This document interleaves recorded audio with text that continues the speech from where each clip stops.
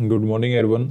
तो यहाँ पे मार्केट में हमें ओपनिंग मिल चुका है। निफ्टी और बैंक निफ्टी में थोड़ा बहुत रिजेक्शन टू बाइंग हमें नज़र आ रहा है, तो कोई प्रॉब्लम वाली बात नहीं। हम यहाँ पे एंट्री करना शुरू करते हैं। सबसे पहले हम यहाँ पे ऐड करेंगे 45,200 का पुट। उसके बाद हम यहाँ पे ऐड करने वाले हैं 4500 का पुट सेम क्वांटिटी के साथ। और फाइनली हम लेते हैं 21,600 का निफ्टी के अंदर 1200 क्वांटिटी यहाँ पे ऐड करेंगे। आज हमारा बैंक निफ्टी का एक्सपायरी है, तो थोड़ा हमें ध्यान तो रखना होता है इस प्रकार की सिचुएशन में। कभी कभी मार्केट ट्रैप करके कहीं से भी मोमेंटम कर सकता है, लेकिन अगर हम ओवरऑल सिचुएशन को देखें तो मार्केट के अंदर देखिए कंटिन्यू हमें अपसाइड का मोमेंटम देखने को मिला। तो जब अपसाइड का मोमेंटम आया होगा तो डेफिनेटली यहाँ पे पोजिशनल बायर आए होंगे जिन्होंने अपनी पोजीशन वगैरह होल्ड किया, क्योंकि मार्केट ने कहीं ना कहीं अपसाइड ही क्लोजिंग दिया था। उसके बाद नेक्स्ट डे मार्केट के अंदर क्या होता है, बहुत बड़ा हमें गैप डाउन देखने को मिलता है। गैप डाउन के बाद देखिए मार्केट के अंदर थोड़ा बहुत तो सेलिंग हुआ, लेकिन अब रिट्रेसमेंट वगैरह करने की कोशिश कर रहा है। इसके दो रीज़न होते हैं। सबसे पहला रीज़न तो देखिए जब अचानक से गैप डाउन ओपन होता है तो कुछ तो सेलर आते हैं और जो कुछ बायर होते हैं वो भी एग्जिट वगैरह लेने की कोशिश करते हैं, तो मार्केट के अंदर हमें सेलिंग नजर आता है।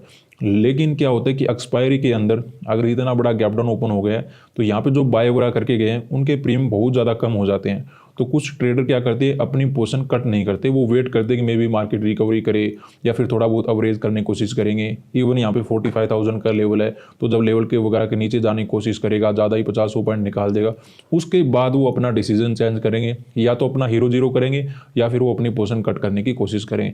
तो दोनों ही सिचुएशन में कहीं ना कहीं हमें सेलिंग देखने को मिलने चाहिए। ऊपर जो सेलिंग करके गए होंगे वो ऑलरेडी बहुत अच्छे प्रॉफिट में आ चुके हैं, तो इतने बड़े गैप डाउन के बाद इनको टारगेट नहीं किया जा सकता।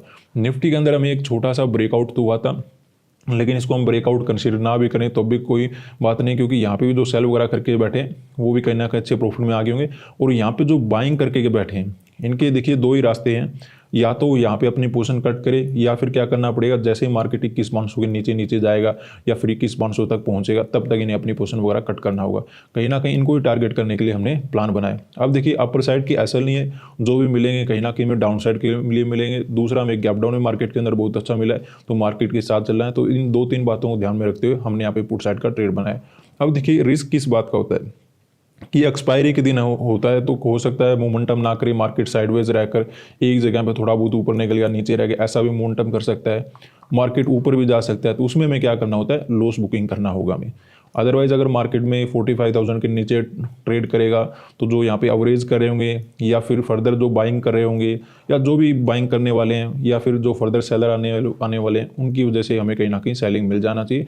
तो देखते हैं क्या होता है। अभी हमें थोड़ा बहुत मोमेंटम तो मिलना शुरू हो चुका है, वेट करेंगे। यहाँ पे हमें ज़बरदस्त सेलिंग नज़र आ रहा है। बैंक निफ्टी ने 45,000 का लेवल का भी ब्रेकडाउन कर चुका है, निफ्टी भी साथ में चलने की कोशिश कर रहा है। टारगेट तो हमें ज़बरदस्त नज़र आ रहा है, लेकिन हमारे पास प्रीमियम काफ़ी अच्छे हैं, तो यहाँ पे वेट कर सकते हैं। जिस प्रकार का हमें प्रॉफिट नज़र आ रहा है, हम टारगेट कहाँ तक रख सकते हैं, देखिए मिनिमम अगर हम रखने की कोशिश करें तो 44,800 का ब्रेकडाउन का हम वेट कर सकते हैं, या फिर जब रिट्रेसमेंट करेगा हमारा प्रॉफिट वगैरह कम करेगा तो उसमें हम कुछ देखने की कोशिश करेंगे। तो अभी कोई डरने वाली बात नहीं, कंटिन्यू में सेलिंग नज़र आ रहा है और हमारे पास काफ़ी इन द मनी पोजीशन है, तो ज़्यादा प्रॉब्लम हमें होना भी नहीं चाहिए। थोड़ा बहुत अगर रुक कर भी मोमेंटम करेगा तब भी प्रॉब्लम नहीं है। अदरवाइज यहाँ पे 21,500 तक पहुँच जाएगा या फिर 44,800 का ब्रेकडाउन हो जाएगा या फिर रिट्रेसमेंट करेगा, तब देखें प्रॉफिट कितना कम हो रहा है, उसके अकॉर्डिंग हम क्या करें, अपना पोजीशन वगैरह बुकिंग करने की कोशिश करें। अदरवाइज अच्छा प्रॉफिट है, चलने देते आराम से देखते रहते हैं।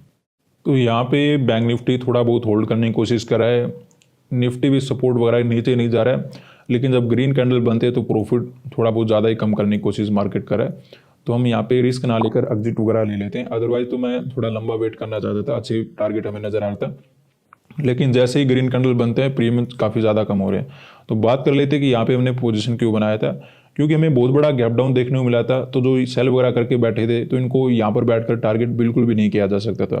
तो हमें जो डाउन साइड बायर मिले थे, जो पोजिशनल बाइंग करके गए थे, उनको ही अपना टारगेट करने के लिए हमने सेलिंग का प्लान यहाँ पे एक्टिवेट कर दिया था। क्योंकि देखिए मार्केट के अंदर हो सकता है इतने बड़े गैप डाउन के बाद अचानक से कोई रेड कैंडल आए, उसमें सभी बायर निकल जाए, लेकिन क्योंकि यहाँ पे 45,000 का लेवल भी था, तो जो नए बायर आने वाले थे उनको भी मार्केट ट्रैप करना चाहता था।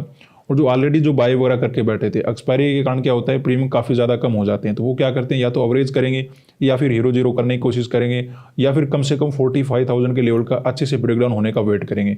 इसीलिए मैं चाहता था कि यहाँ पे जो बाय वगैरह करके बैठे वो निकले नहीं होंगे, और अगर नहीं निकले तो मार्केट उनको निकालने के लिए, उनके एसएल हिट करने के लिए मार्केट फर्दर डाउन साइड कर सकता है। इसलिए हमने तुरंत पुट साइड का ट्रेड बना लिया था, क्योंकि सेलर आसपास है नहीं, तो जो भी है हमारे पास बायर अवेलेबल है।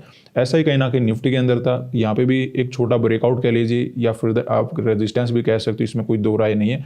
तो कहीं ना कहीं इसमें भी एक रिजेक्शन का हमने प्लान बनाते हुए सपोर्ट तक इस मोमेंटो को कैप्चर करके मार्केट में निकल गए। अब क्या हो सकता है, देखिए कहीं ना कहीं सेलिंग फर्दर भी आ सकता है, लेकिन यहाँ पे एक ऐसा लेवल, कुछ इस प्रकार के लेवल होते हैं जो अपना ऑलरेडी एक लो बना रखा है, जब तक ये क्रॉस ना करे थोड़ा बहुत खतरा हो सकता है, कभी कभी मार्केट रिकवरी में चला जाता है। अगर ये ब्रेकडाउन हो जाता है तो फिर मे बी फर्दर हमें सेलिंग देखने को मिल जाएगा। तो इस प्रकार आप आगे के लिए ध्यान रख सकते हो। आज के लिए इतना ही, धन्यवाद।